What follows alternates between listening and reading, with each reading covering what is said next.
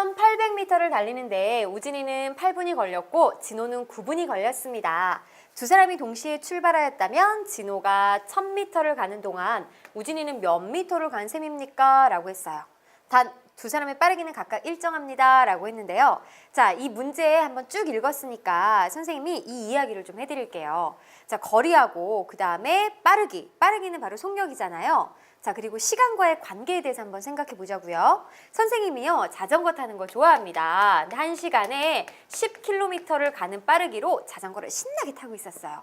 근데 쉬지 않고 3시간 동안 열심히 달렸다면 선생님은 얼마만큼 이동했을까요? 자, 1시간에 10. 그런데 3시간이니까 또 10, 또 10. 이렇게 10km를 3번, 즉 30km를 달렸을 거예요. 그죠? 그러면 이동한 거리라는 것은 바로 10이라는 건 1시간 동안 달린 거리. 이것을 뭐라 그러죠? 그렇죠. 속력이라고 하죠. 그래서 속력은 1시간 동안 달린 거리 시속, 1분 동안 달린 거리 분속, 1초 동안 달린 거리. 그래서 초속, 달린 거리라고 해도 되겠고 움직인 거리라고 해도 되겠습니다. 이렇게 이제 세 가지가 있어요. 그런데 이제 10이라는 거는 이제 시속이니까 속력 곱하기 시간을 하면 거리를 구할 수 있습니다. 그래서 여러분들이 알아야 되는 앞으로도 많이 나올 내용인데요. 이동한 거리라는 것은 속력 곱하기 시간을 통해서, 이거 지워도 되겠죠? 시간을 통해 구할 수 있다라는 이런 하나의 식을 한번 기억해 주세요. 그럼 이제 다시 문제로 돌아갈게요. 자, 1800m라는 같은 거리를 달리는데 지금 우진이가 좀 더 1분 더 빨리 달렸습니다. 그죠?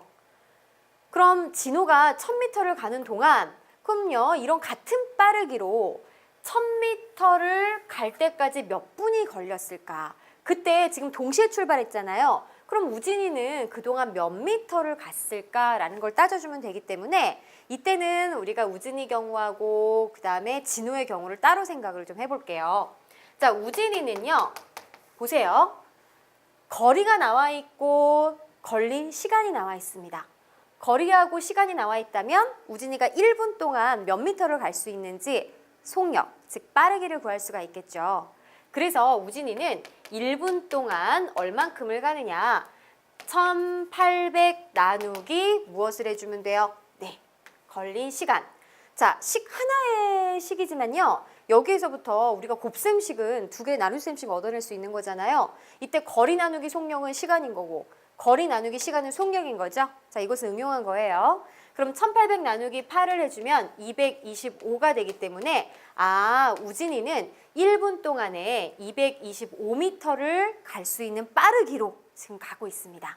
그 다음 진호는요.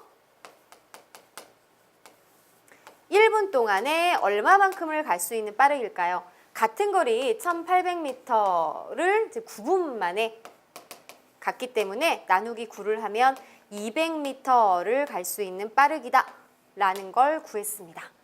그럼 지금 진호가 1000m를 가는 동안 자, 몇 분이 걸렸을까요? 1000m를 가는데 걸리는 시간을 따져보면은 자, 여러분들 시간이라는 거는 거리 나누기 속력을 해주면 되겠죠. 1000 나누기 1분 동안 200m를 갈 수 있으니까 200으로 나눠주면 바로 5분이 걸렸네요. 그럼 보세요. 진호는 바로 5분 동안 이동한 셈이다 라는 걸 알 수가 있습니다. 그럼 여기에서 선생님이 거리는 속력 곱하기 시간이라는 식을 하나 해줬는데 자, 우리가 이제 정비례하고 반비례 관계를 이 스토리에 녹여가지고 식을 써주면 어떻게 해주면 될까요? 보세요. 진호가 1분 동안 200m를 갈 수 있기 때문에 자, 200m씩 몇 분을 가느냐? 바로 X분을 가면 그때 이동할 수 있는 거리가 나오잖아요. 이것을 이제 Y미터라고 해보자고요. 이때는 어떤 것을 X고 어떤 것을 Y라고 노느냐에 따라서요. 반비례 관계도 나타낼 수 있고 정비례 관계도 나타낼 수가 있습니다.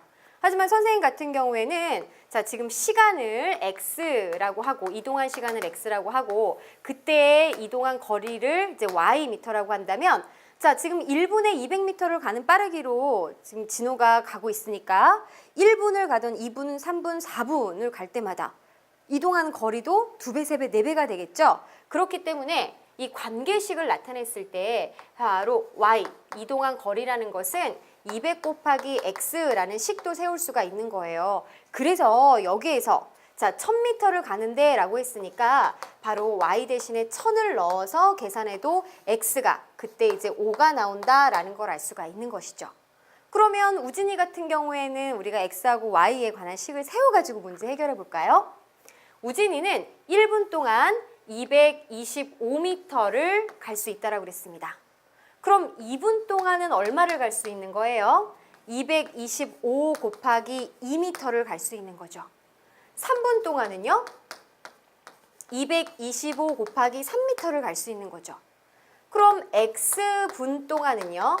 225 곱하기 xm를 갈 수 있는 거죠. 그래서 이 갈 수 있는 거리를 ym라고 한다면 즉 시간을 x분이라고 했을 때 이때 이동할 수 있는 거리를 ym라고 해보자. 그럼 어떤 식이 세워지느냐? 이 중간 과정 살짝 지워볼게요. y는 이동한 거리라는 거는 225 곱하기 x라는 관계식을 세울 수 있습니다. 시간이 2배, 3배, 4배 됨에 따라서 당연히 이동하는 거리도 2배, 3배, 4배가 되니까 정비례 관계인 거 알 수 있고 식의 구조만 봐도 또 정비례 관계인 거 다시 한번 확인할 수가 있겠죠. 그럼 좋아요. 지금요. 진호가 1000m를 가는 동안 바로 이제 x가 5분 동안 이동했다라는 거 알았거든요. 그럼 그동안 우진이는 몇 분 동안 이동했겠어요? 똑같이 우진이도 5분 동안 이동했을 거예요. 왜? 동시에 출발했으니까. 그죠? 그럼 5분 동안 몇 미터를 간 셈이냐라고 묻는 거거든요.